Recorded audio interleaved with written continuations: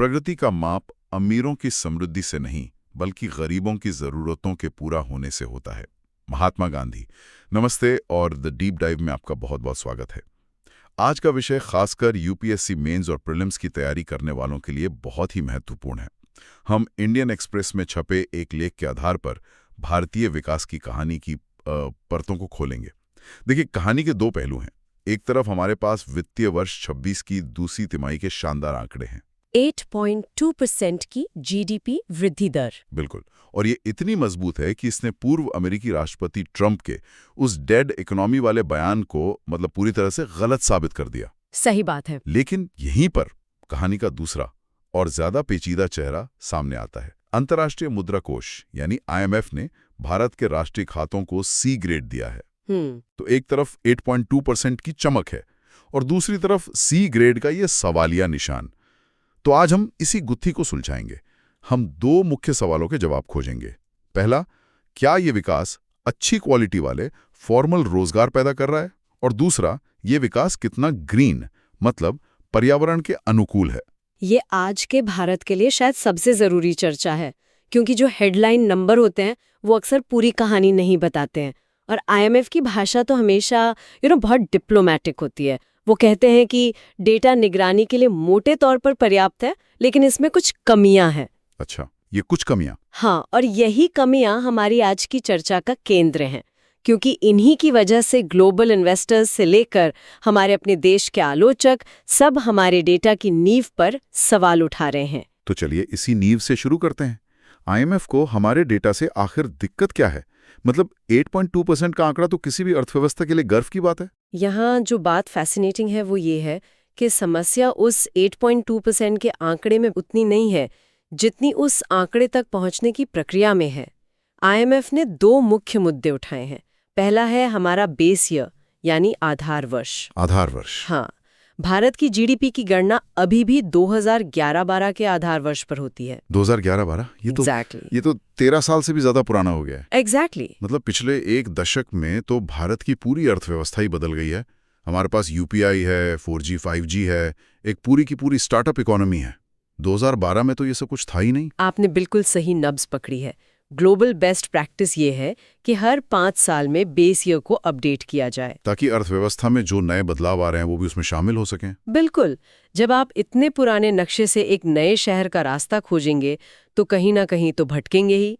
और यहीं से दूसरा और शायद ज्यादा गंभीर मुद्दा जुड़ता है। वो है हमारे अनौपचारिक क्षेत्र का कम मूल्यांकन। The informal sector. 90% वर्कफोर्स और करीब आधी अर्थव्यवस्था इनफॉर्मल है। ये वो हिस्सा है जो रजिस्टर्ड नहीं है, जो हमारी फॉर्मल स्टैटिस्टिकल सिस्टम के बाहर है। तो इसका मतलब ये हुआ कि हम भारत की आधी से ज्यादा आर्थिक गतिविधि को सिर्फ एक अंदाजे से माप रहे हैं, अंधेरे में तीर चला रहे हैं। ये कहने का एक बहुत सटीक तरीका है। ये कुछ वैसा ही है जैसे किसी मरीज का स्वास्थ्य सिर्फ उसका वजन देखकर बता दिया जाए, बिना ब्लड प्रेशर या शुगर लेवल जांचे। अच्छा, वजन जरूरी है पर वो पूरी तस्वीर नहीं बताता। तो इस पुराने बेस ईयर और इनफॉर्मल सेक्टर के अधूरे डेटा की वजह से हमारी जीडीपी, रोजगार, इन सब आंकड़ों में गलती होने की संभावना बनी रहती है। और इससे एक ट्रस्ट डेफिसिट यानी भरोसे का संकट पैदा होता है। बिल्कुल। जब नींव ही थोड़ी हिल रही हो तो उस पर बनी इमारत की मजबूती पर सवाल उठना तो लाजमी है। अगर हमारे आंकड़े ही खासकर उस इनफॉर्मल सेक्टर को लेकर इतने अविश्वसनीय हैं जहां सबसे ज्यादा लोग काम करते हैं, तो इसका सीधा असर तो रोजगार की तस्वीर पे पड़ता होगा। क्या हम दावे से कह सकते हैं कि ये 8.2% की ग्रोथ असल में नौकरियां बना भी रही है या नहीं? ये एक बहुत ही चुभता हुआ सवाल है और यहाँ तस्वीर बहुत आरामदायक नहीं है। सरकार का अपना पीरियोडिक लेबर फोर्स सर्वे यानी PLFS 23-24 ये बताता है कि हमारी लगभग 46% वर्कफोर्स अभी भी कृषि में लगी हुई है। लगभग आधी आबादी? हाँ, और अब इसे इस तथ्य के साथ जोड़कर देखिए कि कृषि क्षेत्र की ग्रोथ रेट उसी तिमाही में सिर्फ 3.5% रही है। देश की आधी कामकाजी आबादी एक ऐसे सेक्टर पर निर्भर है जो अर्थव्यवस्था की औसत रफ्तार से आधे से भी कम पर चल रहा है। सही। ये एक बहुत बड़ा आर्थिक और सामाजिक असंतुलन है। और इसका दबाव तो शहरों पर भी पड़ता होगा, है ना? लोग काम की तलाश में गांवों से शहरों की तरफ आते हैं, जिससे अनियोजित शहरीकरण जैसी समस्याएं बढ़ती हैं। एकदम सही। और ये 3.5% की कृषि वृद्धि दर इतनी कम है कि ये ग्रामीण इलाकों में वो मांग ही नहीं पैदा कर सकती जो एक बड़ी मैन्युफैक्चरिंग क्रांति के लिए जरूरी है। तो सवाल वही है, अगर कृषि में लगे इतने सारे लोगों के लिए पर्याप्त मौके नहीं हैं, तो वो जाएंगे कहाँ? यही भारत की रोजगार पहेली का सबसे बड़ा सवाल है। हम चुनावों के दौरान अक्सर सरकारी योजनाओं और रोजगार के बड़े बड़े वादे सुनते हैं। जैसे लेख में बिहार की मुख्यमंत्री महिला रोजगार योजना का जिक्र है, जिसमें 1.5 करोड़ जीविका दीदियों को 10,000 रुपए देने की बात है। हाँ, लेकिन क्या इन योजनाओं को सिर्फ चुनावी रेवड़ियां कहना सही है? कुछ लोग तर्क देते हैं कि ये ग्रामीण मांग को बढ़ाने और महिला सशक्तिकरण के लिए जरूरी हैं।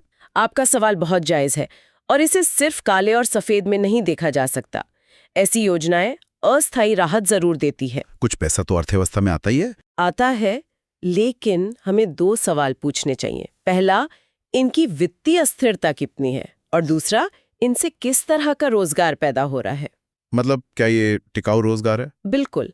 क्या इससे किसी की स्किल बढ़ रही है, क्या उसकी आमदनी में लगातार बढ़ोतरी हो सकती है, या ये सिर्फ गुजारे के लिए एक स्वरोजगार है।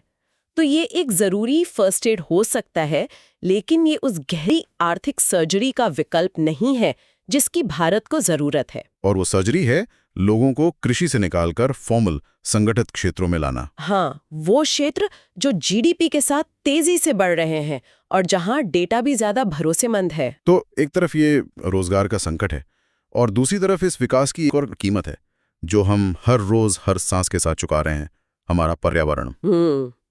ये एक ऐसा मुद्दा है जिसे अब नजरअंदाज करना मतलब नामुमकिन है। एक तरफ प्रधानमंत्री के महत्वाकांक्षी हरित दृष्टिकोण की बातें होती हैं और दूसरी तरफ दिल्ली और पूरा उत्तरी भारत जो हर साल सर्दियों में एक राष्ट्रीय आपातकाल बन जाता है। ये हमारे विकास की कहानी का सबसे बड़ा और कड़वा विरोधाभास है। स्विस फर्म IQVAR कहती है कि दिल्ली दुनिया का दूसरा सबसे प्रदूषित शहर है। दूसरा? और AQI.in का डेटा तो और भी डरावना है। उनके मुताबिक दुनिया के 50 सबसे प्रदूषित शहरों में से 45 भारत में है। 45? और दिल्ली उस लिस्ट में टॉप पर है। सर्दियों में उत्तरी भारत का एयर क्वालिटी इंडेक्स 400 के पार चला जाता है। इसे गैस चेंबर कहना कोई अतिशोक्ति नहीं है। ये तो भयानक है। और यही एक और अजीब विरोधाभास है। जब प्रदूषण बढ़ता है तो एयर प्यूरिफायर और मास्क की बिक्री तेजी से बढ़ती है। और ये बिक्री हमारी जीडीपी में एक सकारात्मक योगदान के तौर पर गिनी जाती है। सही कहा। ये तो वैसे ही हुआ जैसे किसी शहर में अपराध बढ़ने पर तालों की बिक्री बढ़ जाए और हम उसे आर्थिक तरक्की मान लें। हम समस्या का समाधान नहीं बल्कि उससे बचने के उपाय बेचकर अपनी जीडीपी बढ़ा रहे हैं। आपने विकास की गुणवत्ता पर एक मौलिक सवाल उठाया है। क्या हमें ऐसा जीडीपी विकास चाहिए? और ये सिर्फ एक असुविधा की बात नहीं है। शिकागो विश्वविद्यालय की एनर्जी पॉलिसी इंस्टीट्यूट की AQLI 2025 रिपोर्ट के आंकड़े तो दिल दहला देते हैं। क्या कहती है रिपोर्ट? रिपोर्ट के मुताबिक अगर प्रदूषण का यही स्तर बना रहा तो दिल्ली NCR के निवासियों की जीवन प्रत्याशा में औसतन 8.2 साल की कमी आ सकती है। 8.5 साल? ये कोई आंकड़ा नहीं है, ये लोगों की जिंदगियों से चुराया गया समय है। और ये हमारे विकास की वो अदृश्य मानवीय कीमत है जिसे हम जीडीपी में कभी नहीं गिनते। और जैसा कि लेख में बताया गया है, समस्या सिर्फ हवा में नहीं है। नहीं, ये एक मल्टी डायमेंशनल संकट है। सेंट्रल ग्राउंड वाटर बोर्ड की रिपोर्ट के अनुसार दिल्ली के भूजल में यूरेनियम, लेड, नाइट्रेट, फ्लोराइड, इन सब का स्तर भारत में सबसे ज्यादा है। जरा उन लाखों लोगों के बारे में सोचिए जो आज भी पीने के पानी के लिए हैंडपंप और बोरवेल पर निर्भर है। ये एक अदृश्य जहर है। तो जब हम 8.2% विकास की बात करते हैं तो हमें ये भी पूछना होगा किस कीमत पर। तो हमने समस्याओं की परतें तो खोलनी है। कमजोर डेटा, रोजगार विहीन विकास और एक जानलेवा पर्यावरण, ये तस्वीर तो काफी गंभीर लगती है। तो आगे का रास्ता क्या है? क्या लेख कोई समाधान भी बताता है? हाँ बिल्कुल। और लेख के अनुसार हमें एक व्यापक और ईमानदार 3 सूत्रीय दृष्टिकोण अपनाना होगा। इसे हम कह सकते हैं बुनियाद को दुरुस्त करो। Get the fundamentals right. बिल्कुल। पहला है सही रोजगार, गेट जॉब्स राइट।